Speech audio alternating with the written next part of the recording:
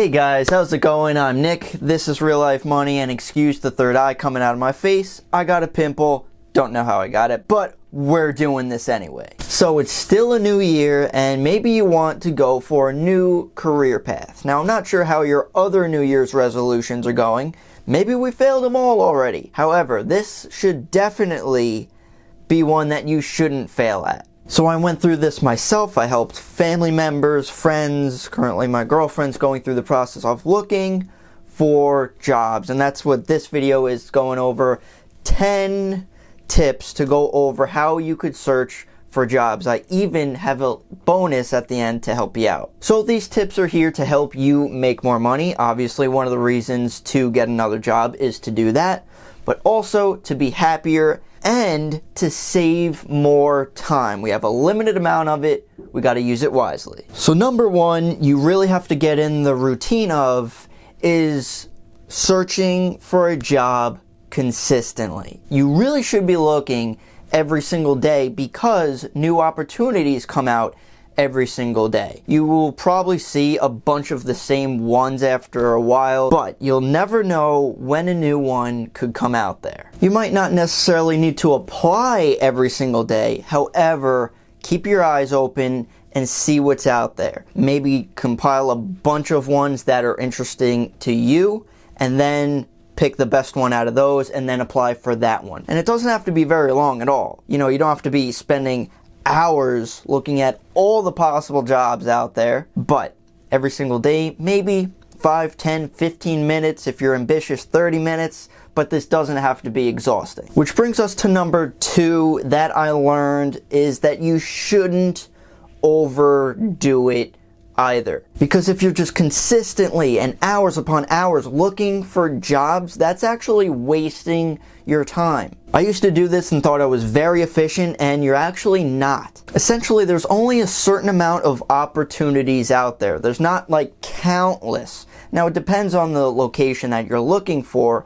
However, because of that fact, the more you look, chances are you're actually wasting a lot of time. So that's why, like we said before, stay consistent, but keep it fairly narrow. So then you could simply check the next day. There might be just a handful of new ones, and then you just check out the new ones. Quick, easy, and simple. Which brings us to number 3, which is looking primarily or trying to prioritize the newer jobs that become available. Most of the websites out there tell you if the job has been posted 6 months ago or yesterday. Chances are you should probably go for the one yesterday. Now, yeah, there are older postings out there that they're still hiring and everything. However, usually the newer, the better. Because if you put your application in sooner, you're more ambitious, you get yours in there before other people. So I would definitely prioritize newer ones over older ones. Which is why you should look every single day. If you see one day old or an hour old, jump on that. Switching it up now with number 4 is looking in different places. Now obviously the top ones out there, and if you're not aware of them, the top ones or most popular websites to look at is Indeed, Glassdoor, and LinkedIn. Now of course I would definitely recommend to look at all of those because there might be some on LinkedIn versus Indeed. LinkedIn might have it and Indeed might not. But another location is straight at a company's website if you have a company in mind for a couple different reasons. One is because when you're looking through Indeed or Glassdoor, usually you have a position in mind. Well, on the company's website, they might have a completely different, maybe in the same industry, same department, but a different title that you have no idea existed, but they have it. That's why it's great to check the company's website. Then comes a problem. What if you have no idea what company to even look for? Well, then you could use those other sites to actually help you. So maybe you have a job title in mind, search it on Indeed. Then some companies come up. Look at those actual companies, look at their websites, and see what other jobs they might have available. Little extra tip for Glassdoor, you could actually look at estimated salaries for certain positions so you actually know what you could get paid. Big ol' number 5 is remember to go for jobs you actually qualify for. Now don't get me wrong, you're probably a great person, you're subscribed to the channel, and you're just awesome. However, if you don't qualify for a job, you're essentially wasting your time. And there are two different words that you have to keep an eye out for. So when you go for the qualification section, usually if you want to go to a job offer, scroll to the bottom, look at the requirements. There are two different words. The first one is preferred. Preferred is they would like you to have that experience. However, they might take you if you do not. So that's definitely not like a forget that job, I can't go for it. You could still try. The other word is required. So if you're required to have like maybe a license of some sort and you don't have the license, you probably won't get it. Now this is generalizing a bit. However, make sure what you have is at least somewhat close to what they're looking for. If you have retail experience and you're trying to become a doctor, it might not work. Now number 6, these are all important, but I think this is one that should really stick out a little bit, is that unfortunately this takes a little bit more time and effort, but it's important that you need to change your resume and your cover letter for every single job. The reason for this is because every single job is different. You can't just throw a resume or cover letter for all jobs and it just matches it. If you can, you're probably generalizing too much and you should have more detail with it. So if you look at the requirements, capitalize on exactly what they're looking for. And this could be very easy because they literally tell you what they're looking for. You see it in the requirements, see what they want, give it to them. Now number 7 kind of blew my mind when I first heard out about it. It was maybe a few years ago. I was actually in the career center of my college and I learned about this. I'm like, that's pretty messed up, but I understand it. Is bots. So this probably goes for more larger companies, but because there are so many different applicants to these larger companies, a human being doesn't check every single one of them. They have computer algorithms to do that. So they check your terms, your keywords in your resume and your cover letter, and if they match, they actually move it to a possible human being to check. So if you simply don't have those keywords, they will never look at you. Which again, this could be very easy to overcome because the keywords are literally in the job opportunity description. You could look through the responsibilities, the requirements. Those are the keywords they're looking for. That's why if you don't have any of them, you're not relatable. However, if you have the keywords they're looking for, then you could meet the requirements. An actual person could then look at your resume and then could push you on to an interview. Little extra tip I want to throw in there, just because it's kind of more automated, is Headhunters. Now it might be great, the idea of like just giving your resume and then they look for jobs for you. It could work, don't get me wrong, but I have learned that when you go to one of these headhunters, they usually just throw a bunch of jobs out there that you might not want, you might qualify for, but it's not really focused of what you might want to go for. So, depends what you want to do, but just keep an eye out for that. Just because you give it to a headhunter doesn't mean your job's done. Job search tip number 8 is looking at the company's reviews. And this could vary drastically. Now a lot of these sites have, usually it's like a 1 to 5 reviewing score. So if they have a 1, they're garbage.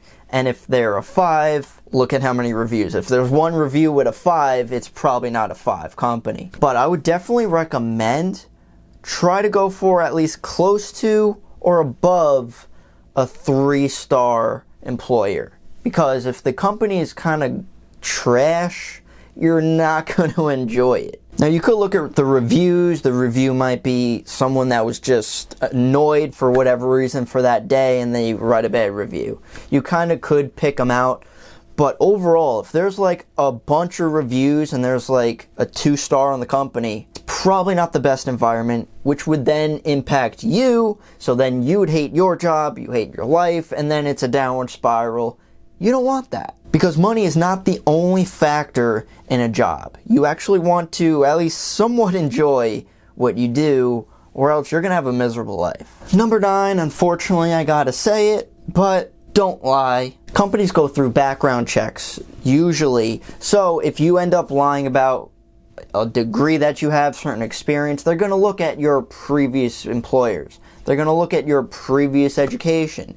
And if they find out that you're lying about it, it's not going to work out, obviously. Now, if you want to over-exemplify a possible experience that you have with fancier words to make it seem pretty, that's probably fine because a lot of people do that. However, when you're saying you have 6 years of experience when you only have 6.5 months, that's a problem. So real quick before we hit number 10, if you have any other recommendations, any tips of job searching, definitely leave comments down below. We could help each other out of possible better ways to approach this. And if you got to this point in the video, thank you very much. And don't forget the bonus after number 10. But number 10 is, it seems so simple, but a lot of people go through it. Don't give up. I know it could be scary that you have no idea what you want to do. It might take months. It could be years before you even get an interview at some place. But just stay positive, and there are a couple things I want to just insert in your brain to help you think a little different. So let me just insert a couple things into your mind about your comfort zone. So a lot of people believe that they are more comfortable with the evils they know. You know, they know everything that's going around them at their job now, and they know what's bad, but at least they know it, which could be better than the unknown. They have no idea what could come of it, so they don't even try. Which would then mean they don't move forward and they don't get another job or another position. Well, if you don't do that, that actually brings regret, because you will never have any idea what could have been if you don't do anything. And at the same time, a lot of people might not think of this, is that if you stay where you are, time elapses, and then when you're older, you're probably going to think this same exact thing. You're going to have regret that you didn't do it, but now you're older. And due to that fact, you could actually get even more angry at yourself. So at the end of the day, you might as well try new things, because you'll never know what could come of it. And during that time, being positive, especially during interviews. All an interview is you're talking to someone. You want them to like you. Obviously, you want to qualify for it. However, they're not only interviewing you, you are interviewing them. Think of it that way as well. And if you're positive, the person likes you. Positivity attracts other people, so if you're positive, you have a larger probability of attracting the interviewer. And since you stuck around to the end, again, I would like to praise you for getting this far. Obviously, you're dedicated to getting a new job, or at least thinking about it, which is a good start. But the bonus, it's very obvious. However, people don't think of it this way. You need to do this in your spare time. Oh, obviously, Nick, thanks for the bonus. But people don't realize, when you do things in your spare time, whether it's watching Netflix, you're watching a movie, you're watching sports, or just simply relaxing, you're essentially doing that rather than other things. So if that's all you do in your spare time, then nothing will get done. So I'm a believer in what you do in your spare time equates to how your life ends up becoming. So you're not getting a job because you're not looking for a job in your spare time. Unfortunately, people don't like this word, but you have to sacrifice something so you could get something else that you want. Fortunately, you could actually choose what you wish to sacrifice. You could choose something that you're wasting time on, maybe just scrolling through Facebook, doing absolutely nothing. You could use that for job searching. So you could plan and organize a little bit better so you're more efficient, so you could actually get more things of what you want. End up you making more money and saving more time. And by the way, don't focus on friends, coworkers, even family members, because unfortunately this is how it is, but their best interests aren't your best interests. So even if you have a friend at work who they're just going to stay there forever, for 25 years plus, and you know you have to move on, unfortunately, you cannot focus on other people. You have to focus on you. You have to work on yourself more than you work on your job even. And that's a hard reality to swallow. So thank you so much, guys. If you have any questions, comments, concerns, please leave them down below. I'd love to hear what you guys have to say. What do you think of these job searching tips for 2020? Hopefully you could hit your resolution for your career path this year. So thank you so much for watching. Really appreciate it. And I'll see you in the next one.